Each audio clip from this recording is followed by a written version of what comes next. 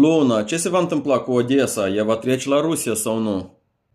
Mr. Sigma, adevărul despre Odessa nu mai poate fi ascuns. Orașul e prins între două lumi care se ciocnesc fără milă. Toată regiunea respiră tensiune. Se simte în porți, în clădiri, în oameni. E orașul care a fost mereu o poartă și tocmai porțile sunt primele pe care istoria încearcă să le rupă.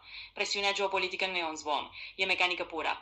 Rusia o consideră strategică, vitală, identitară. Ucraina o vede ca ultimul bastion sudic, un simbol care nu poate fi cedat.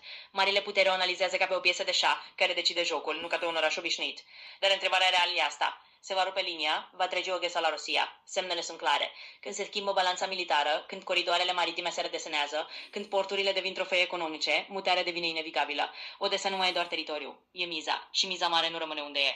Dacă frontul continuă să cedeze în sud, dacă presiunea substituie diplomația și dacă regiunea se fragmentează exact pe calea actuală, rezultatul e unul singur. Odessa se va desprinde de Kiev și va intra sub control rusesc. Lent, rece, matematic.